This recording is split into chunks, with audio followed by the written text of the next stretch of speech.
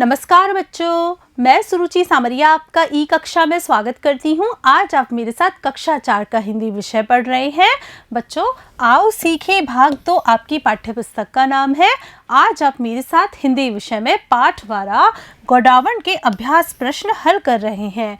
बच्चों आप मेरे साथ यह पाठ पिछले भाग में पढ़ चुके हैं, गोडावण पक्षी के बारे में अच्छे से जान चुके हैं।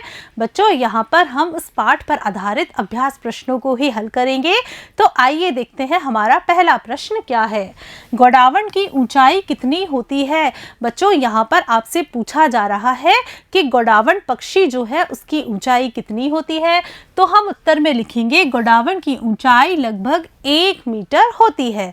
चलते हैं अगले प्रश्न की तरफ, देखते हैं अगले प्रश्न में क्या है। सर्वाहारी प्राणी कौन सा है? बच्चों सर्वाहारी हम किसे कहते हैं? जो कि सभी प्रकार का आहार कर लेता है, जो शाकाहारी भी भोजन खा लेता है, मांसाहारी भोजन भी खा लेता है। तो यहाँ पर इस प्रश्न में आपसे पूछा जा रहा है कि सर्वाहारी प्राणी कौन सा है, और हम इस प्रश्न का उत्तर पाठ के आधार पर देंगे। तो हम उत्तर में लिखेंगे गोडावण सर्वाहारी प्राणी है। चलते हैं अगले प्रश्न की तरफ, देखते हैं अगला प्रश्न क्या है। गोडावण स्वभाव से कैसा पक्षी है? बच्चों यहाँ पर आपसे पूछा जा रहा है कि जो गोडावण पक्षी है वह स्वभाव से कैसा पक्षी है। तो हम उत्तर में लिखेंगे गोडावण स्वभाव से शर्मीला पक्षी है। चलते हैं अगले प्रश्न की तरफ, देखते हैं अगला प्रश्न क्या है।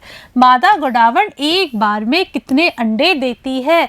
बच्चों यहाँ पर आपसे पूछा जा रहा है कि जो मादा गोडावण है वह अंडे देती है, तब वह एक बार में कितने अंडे देती है, उनके अंडों की संख्या कितनी होती है। तो हम इस प्रश्न के उत्तर में लिखेंगे कि मादा गोडावण एक बार में एक ही अंडा देती है। चलते हैं अगले प्रश्न की तरफ, ही उत्तर का क्रमाक्षर कोष्टक में लिखें। बच्चों इस प्रश्न में आपको क्या करना है, आपसे एक प्रश्न पूछा जा रहा है, उस प्रश्न के उत्तर से संबंधित यहाँ पर 4 विकल्प प्रस्तुत किए जा रहे हैं। आपको इन चारों विकल्पों में से सही विकल्प का चयन करना है और उसे यहाँ कोष्टक में लिखना है। तो बच्चों पढ़ते हैं हमारा प्रश्न। गोडावण का शरीर होता है। बच्चों यहाँ पर आपसे पूछा जा रहा है कि जो गोडावण पक्षी होता है उसके शरीर का रंग कैसा होता है। क्या वह काले रंग का होता है?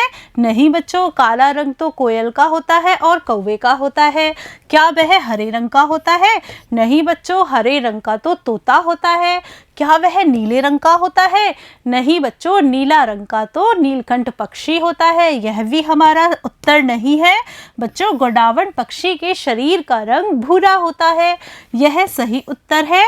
हम क्या लिखेंगे यहाँ पर? ब। चलते हैं अगले प्रश्न की तरफ, देखते हैं अगला प्रश्न क्या है। गोडावण किस ऋतु के आगमन पर फूला नहीं समाता? बच्चों यहाँ पर आपसे पूछा जा रहा है कि जो गोडावण पक्षी है वह सबसे अधिक खुश किस ऋतु के आने पर होता है। क्या वह शीत ऋतु के आने पर खुश होता है? नहीं बच्चों। क्या वह ग्रीष्म ऋतु के आने पर खुश होता है? नहीं बच्चों, यह भी हमारा उत्तर नहीं है। क्या वह वर्षा ऋतु के आने पर खुश होता है? जी हाँ बच्चों, गोडावण पक्षी वर्षा ऋतु के आगमन पर फूला नहीं समाता। तो हम यहाँ पर क्या लिखेंगे? सा। चलते हैं अगले प्रश्न की तरफ, देखते हैं अगला प्रश्न क्या है। गोडावण को राजस्थान में किसका दर्जा प्राप्त है? बच्चों इस प्रश्न में आपसे पूछा जा रहा है कि जो गोडावण पक्षी है उसको राजस्थान में किसका दर्जा प्राप्त है। तो हम उत्तर में लिखेंगे गोडावण को राजस्थान में राज्य पक्षी का दर्जा प्राप्त है। चलते हैं अगले प्रश्न की तरफ, देखते हैं अगला प्रश्न क्या है। गोडावण संरक्षण के लिए कौन सा पार्क बनाया गया है? बच्चों इस प्रश्न में आपसे पूछा जा रहा है कि गोडावण संरक्षण के लिए सरकार के द्वारा कौन सा पार्क बनाया गया है। तो हम उत्तर के रूप में लिखेंगे गोडावण संरक्षण के लिए नेशनल डेजर्ट पार्क बनाया गया है। चलते हैं अगले प्रश्न की तरफ, देखते हैं अगला प्रश्न क्या है। गोडावण भयभीत क्यों है?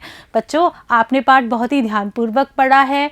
पाठ में आपको यह बताया गया था कि गोडावण पक्षी आजकल भयभीत है। तो आपको इस प्रश्न के उत्तर में लिखना है कि गोडावण पक्षी भयभीत क्यों है।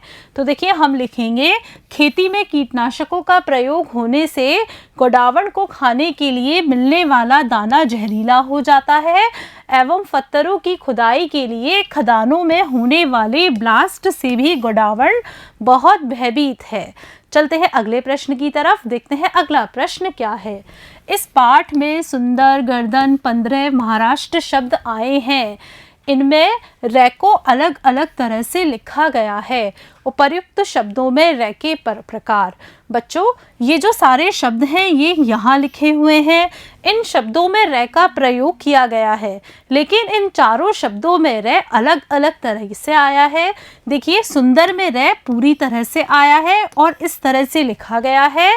गर्दन में रै शिरोरेखा के ऊपर लगाया गया है जो कि इस तरह से है, और 15 में रै का प्रयोग नीचे किया गया है। महाराष्ट्र में रै का प्रयोग ट के नीचे इस तरह से किया गया है। आपको देखिए इस प्रश्न में क्या करना है, पाठ में इस प्रकार के और भी शब्द आए हैं, ऐसे रै के विभिन्न रूप वाले शब्द पाठ में ढूंढकर लिखिए। बच्चों आपको क्या करना है, यह पाठ ध्यानपूर्वक वापस पढ़ना है और पढ़ते समय आपको रै वाले सारे शब्द छांट कर अलग करने हैं और फिर उन्हें लिखना है। तो बच्चों हम इस तरह से लिखेंगे। देखिए जिनमें पूरा रै का प्रयोग किया गया है वे शब्द हैं सुनकर, भीतर, सिर, शरीर, जरूर, जैसलमेर। यहाँ पर रै का प्रयोग पूरे वर्ण के रूप में किया गया है। फिर देखिए गर्दन के जैसे रै वाले शब्द डेजर्ट, पूर्वज, वर्तमान, वर्षा, शर्मीला, दर्जा, पार्क। यहाँ पर रै का प्रयोग शिरोरेखा के ऊपर किया गया है। देखिए 15 जिसमें कि नीचे किया गया है रै का प्रयोग, ये वाले शब्द हैं प्रांत, प्राणी, प्रदेश, प्रयोग, केंद्र। फिर देखिए महाराष्ट्र के जैसे रै का प्रयोग यहाँ पर राष्ट्र शब्द में किया गया है। बच्चों आज आपने मेरे साथ आपकी पाठ्यपुस्तक आओ सीखें भाग 2 के पाठवारा गोडावण के अभ्यास प्रश्न हल किए। मुझे पूरा विश्वास है कि आपको इन सारे प्रश्नों के उत्तर बहुत ही अच्छे तरीके से समझ में आ गए होंगे और कुछ प्रश्नों के उत्तर तो यहीं पर याद हो गए होंगे। नमस्कार बच्चों।